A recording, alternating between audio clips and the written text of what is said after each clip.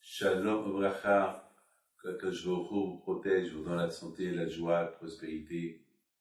Le titre du cours d'aujourd'hui, comment on se construit.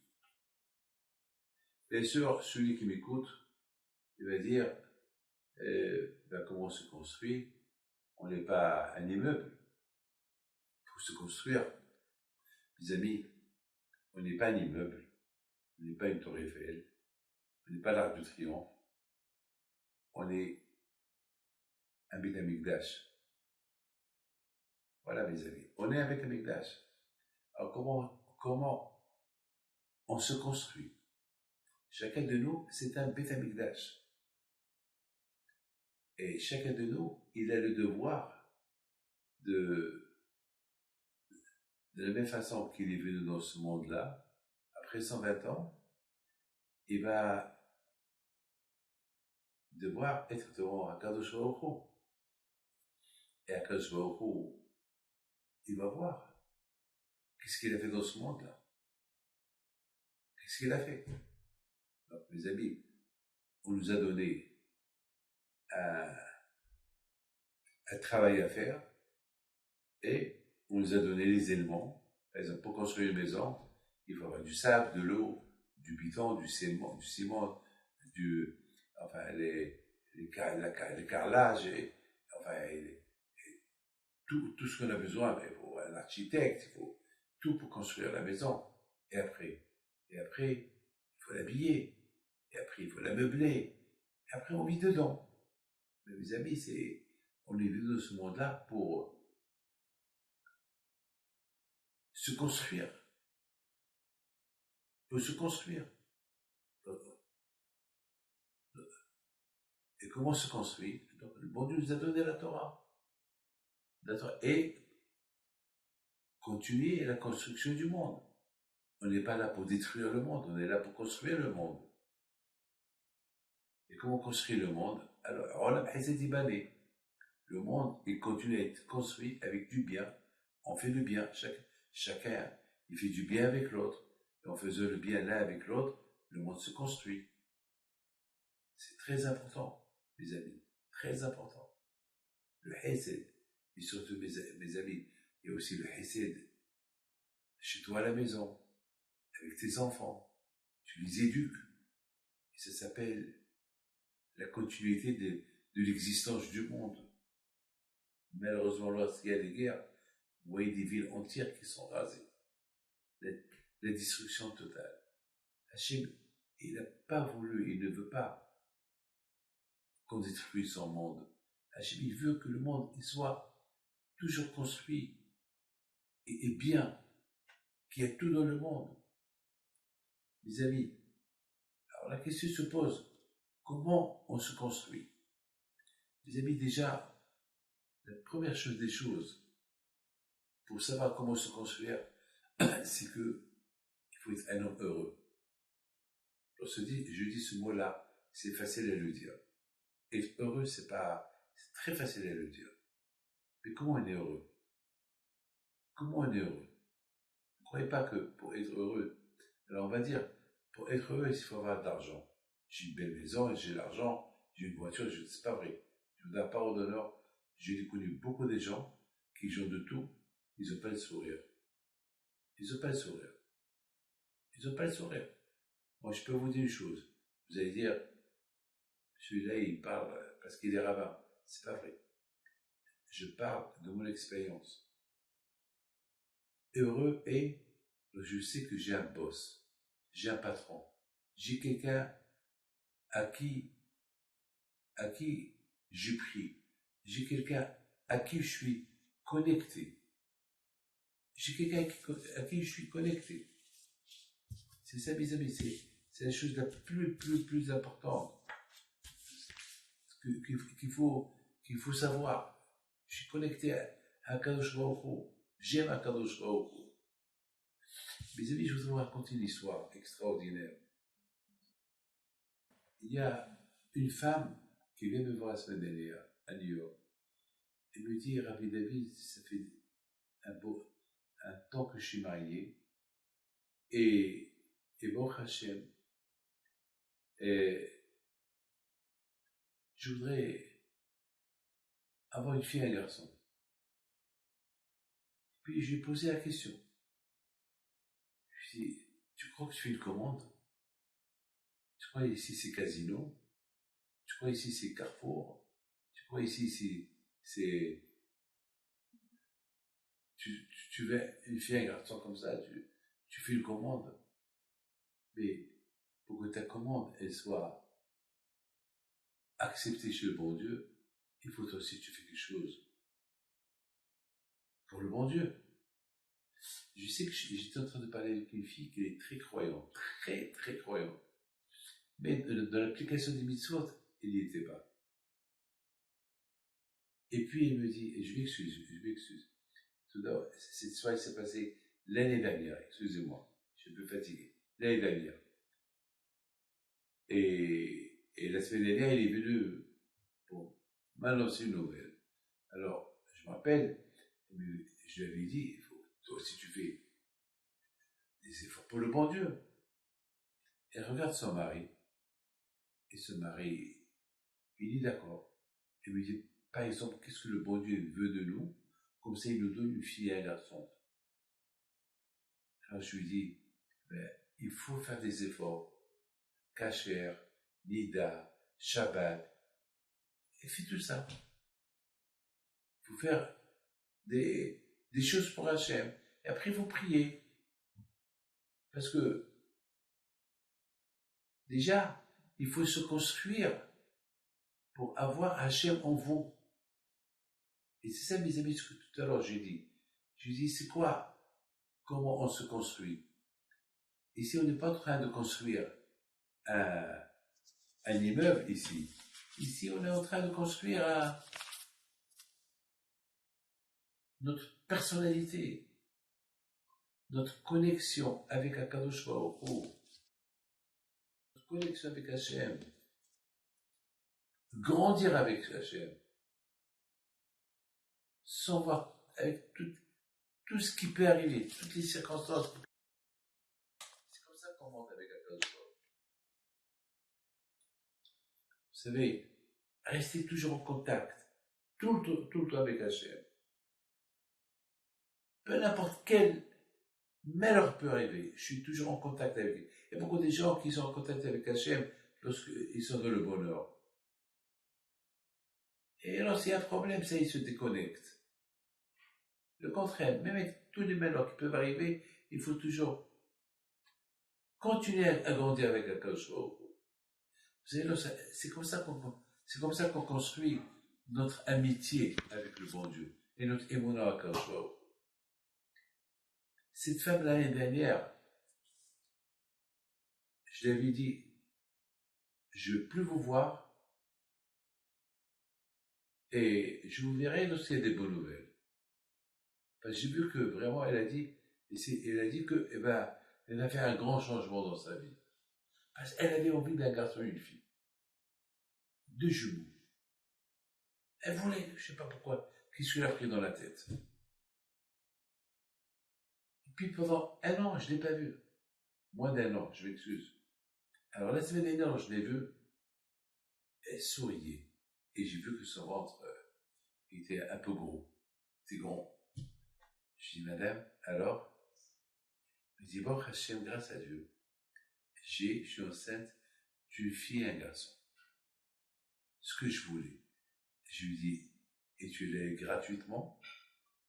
Non, elle me dit, je l'ai pas eu gratuitement. J'ai fait des efforts avec le bon Dieu. J'ai cassé toute ma vaisselle de porcelaine. C'était une tarif. J'ai cachérisé la maison. Je fais mikvé, Shabbat. Et grâce à Dieu, en plus, mon mari, il a réussi cette année dans une belle affaire qu'il a fait. Voilà. On s'est donné pour Hachem, et Hachem, il n'a pas tardé à nous donner la récompense avec ce qu'on veut, une fille et un garçon. Mes amis, c'est ça se construire. Se construire pour Hachem. Nous construire pour être un tabernacle. Donc c'est écrit dans la Torah. Les Mishkan, les Shachati B'Torah. Quand je leur ai dit, faites-moi un sanctuaire pour que je puisse résider en vous. Les Mishkan, les Shachati B'Torah. Ça veut dire quoi, quand je me il cherche chacun de nous de se construire et être sa maison. Le Beth Amikdash a été détruit. Nous, on n'a pas été détruit. Nous, on est là. Ah, justement, le grand problème, il est, sinon, on ne respecte pas Torah Mitzvot, alors malheureusement, on est détruit 2 fois. On a perdu le Beth Amikdash et notre corps, il est détruit au niveau spirituel. Alors, tout le travail, il est aujourd'hui de se construire, de toujours, et avec l'aide d'Hachem, lorsque on essaie de se construire, au fur et à mesure qu'on va se construire, on va construire bien le Beth Amikdash. Le Beth Amikdash, il se construit dans le ciel. Lorsque nous se construit dans ce monde-là, le Beth Amikdash, il se construit dans le ciel. Et lorsque chacun de nous, il se construit, parce que le Beth Amikdash qui est dans le ciel, il n'appartient pas à un juif individuel. Il appartient à toi, à Israël. Donc nous, on est tous responsables de sa construction. Mais pour que lui soit construit, il faut que nous se construisons. Il faut que nous, on ramène Dieu en nous. Et si on ramène Dieu en nous, alors le Beth Amikdash, il va descendre. Comme c'est écrit, Shuvu elai v'ashuva elechem. Venez vers moi et je viendrai vers vous. Mes amis, aujourd'hui, je voudrais vous raconter une histoire qui est spectaculaire, une histoire extraordinaire. Vous savez que, il y a quelques années, j'avais un rendez-vous avec un grand chanteur. Un grand chanteur, je ne peux pas dire son nom. Mais au même moment, c'était à New York. Et au même moment, j'avais rendez-vous avec un Admour, le Admour Mitzantz, à la Vachalom. C'est une histoire qui s'est passée il y a plus de 25 ans, à peu près 25 ans. Alors, je ne savais pas quoi faire. J'avais le rendez-vous avec le Admour Mitzantz, à la Vachalom, et j'avais rendez-vous avec ce chanteur. Et je ne savais pas par où commencer. Ce chanteur, il s'appelle Bob Dylan. Et je voulais parler avec lui, peut-être le mettre un peu dans la tchouva. Il avait entendu parler de moi. Donc je ne savais pas quoi faire. Alors je me suis dit, je vais annuler le rendez-vous que j'ai avec le Admour Mitzantz. Je ne vais pas aller à l'heure, j'irai plus tard. Je suis resté 2 heures avec Bob Dylan. On a discuté Torah. On est devenus des amis. On est devenus des amis. Et après, j'ai dit, mettons, au groupe qu'on devait aller voir, le Admour Mitzantz, on va aller, même qu'on est 2-3 heures en retard, on va aller. Alors on a pris la route, on est parti, et je ne sais pas ce qui s'est passé. On est arrivé à l'endroit, il fallait quitter l'autoroute, mais on avait un problème. On devait sortir à la sortie numéro 3. Alors, on a vu la sortie numéro 1, numéro 2, et après, on est passé par la sortie numéro 4. On n'a pas vu la sortie numéro 3. Donc, on a dit, peut-être on s'est trompé. On a fait un tour, et on a encore payé le péage, on a repris la route. Encore une fois, sortie numéro 1, sortie numéro 2, sortie numéro 4. Et nous, la 3, on ne la voit pas. On se voit.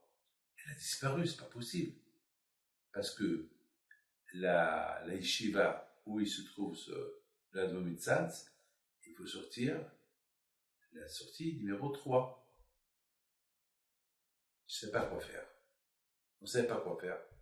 Alors, on a fait encore demi-tour. Alors, dans le péage, à l'époque, on payait. C'est pas avec un ticket. Il fallait payer. Il nous dit, hey guys, hey vous, c'est quoi ça? 3 fois, vous tournez comme ça, vous n'avez rien à faire. Alors, on lui a dit, on a un problème. On veut la sortie numéro 3. On n'arrive pas. Il leur a dit, mais are you crazy? Il dit, vous êtes des fous. Mais elle est à côté de vous. Vous allez tourner. Vous allez voir la sortie numéro 1, sortie numéro 2, sortie numéro 3. Et voilà. On lui a dit, mais on l'a fait 2 fois. Alors, il nous a dit, ben, vous êtes des aveugles. Encore la 3e fois, on n'a pas vu la sortie numéro 3. Alors là, on avait un problème. À un moment donné, on voulait quitter, on voulait partir. On a dit, on va faire un essai pour la dernière fois. On fait demi-tour. Et voilà le monsieur là. Il nous regarde. Again, you, encore une fois, c'est vous. On lui a dit, monsieur, on a un problème. Il a dit, il nous a dit, you are crazy guys, vous êtes des fous, vous êtes des aveugles, vous êtes en train de se moquer de moi. Il a cru qu'on se moque de lui. On lui a dit, vraiment, on rigole pas. On veut pas perdre de l'argent. On est des hommes. On n'est pas là pour avec de la peine. Alors moi, je leur ai dit, peut-être le tzaddik, il est un peu en colère contre nous. Il veut pas qu'on le voie, parce qu'on avait rendez-vous avec lui à 5 heures, et il est 8 heures. On l'a dit comme ça. Après, on a dit, vous savez quoi? On va prier à Kadosh Baruch Hu, qui nous ouvre les yeux. Il y a beaucoup de fois à Kadosh Baruch Hu. Il nous ferme les yeux, on voit pas. On a les yeux, et peut nous aveugler. On voit sans voir. Ou bien, c'est Hachem qui décide.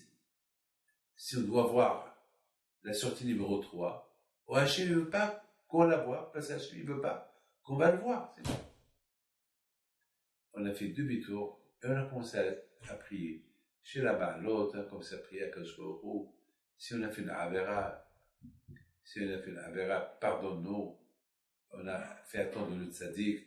On a fait ça pour Kiddush Hashem, pour parler pour Dillon, pour le mettre dans la Teshuvah. Bon, on fait demi-tour encore, et on dit, on les était numéro 1, sortie numéro 1, on continue, sortie numéro 2, et on continue, sortie numéro 3. C'est la folie. Alors que, on l'a pas vu 3 fois.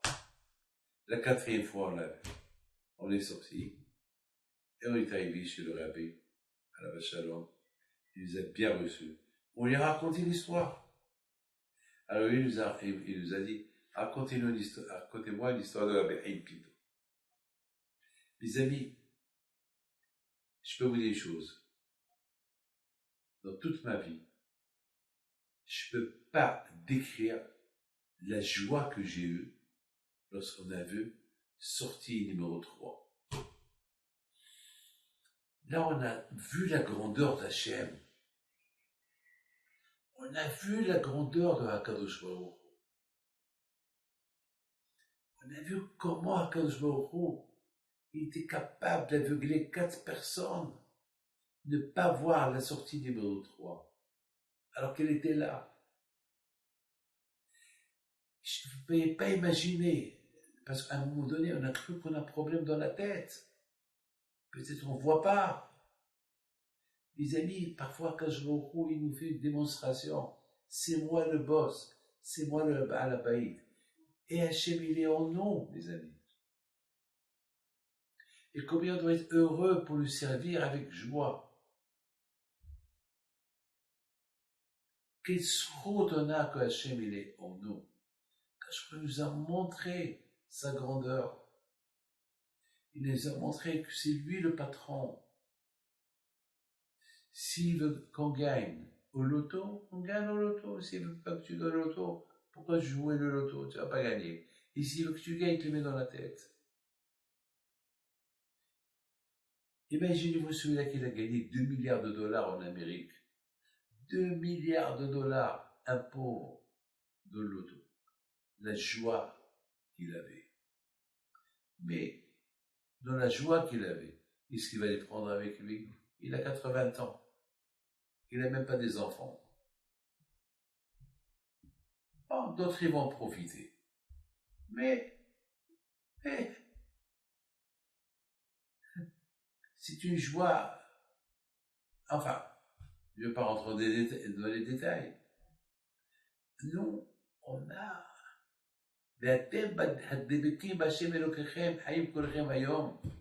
on dit dans la Torah, et vous, et vous, que vous êtes attachés à Hachem, vous êtes des vivants. Un homme vivant, c'est celui qui est attaché avec le Emet. Atem, Ve'atem, c'est les mêmes lettres de Ve'emet. Et vous, si vous êtes, vous êtes attaché avec le Emet, c'est quoi le Emet? C'est quoi la vérité? C'est Hachem. Hayim Kolchem, vous êtes vivants. Et ici et là-haut, vous avez les deux mondes. Quelle sroute, quelle sroute, quelle sroute. Combien on doit servir à Kadosh Baruch Hu dans la joie. Le Beth Amikdash a été détruit parce qu'on a servi Hachem avec la joie. Parce qu'on n'a pas servi avec Hachem avec la joie. C'est écrit parce que vous n'avez pas servi Hachem avec la joie, le Beth Amikdash a été détruit. Akash n'a pas voulu le détruire, ah non. C'est la folie ce que je vais vous dire. Hachem nous a dit de construire le Beth Amikdash, mais Hachem, il réside en nous. Bien sûr, il réside au Beth Amikdash, mais il réside en nous aussi. Ah, pourquoi Akash Baruch Hu a détruit le Beth Amikdash? Pour ne pas le détruire. Akash Baruch Hu, il y a deux Beth Amikdash. Il y a le vrai Beth Amikdash, il y a moi, David Pinto, qui s'appelle un Beth Amikdash. Et Hachem, il réside en moi. Mes amis, mon travail est de me construire tout le temps. Toute une vie que le bon Dieu m'a donnée, c'est un travail, une construction à faire. Comment je me construis? Suivre le chemin d'Hachem. Être heureux avec ce qu'il m'a donné. Être heureux avec la Torah qu'il m'a donnée. Lui servir avec joie. Malheureusement, parce que je n'ai pas servi Hachem avec joie, alors le Beth Amikdash a été détruit. Pour qu'il me rappelle, tu vois pourquoi il a été détruit? C'est toi qui devais être détruit. Mais Hachem a détruit son Beth Amikdash parce que toi, tu ne l'as pas servi avec joie. Alors comment je peux le construire? En me construisant. Je me construis, je le construis. Je me construis, je le construis. Et c'est la raison, mes amis, pourquoi cette semaine-là, on n'a pas le droit d'être content. Toute cette semaine-là, on n'a pas le droit d'être content. La semaine de Sha'abéab, on n'a pas le droit d'être content. Pourquoi? Pour se rappeler. C'est parce qu'on a servi Hachem sans la joie, le Beth Amikdash a été détruit. Alors le fait qu'on n'est pas dans la joie, alors on se rappelle, c'est à cause de ça que le Beth Amikdash a été détruit.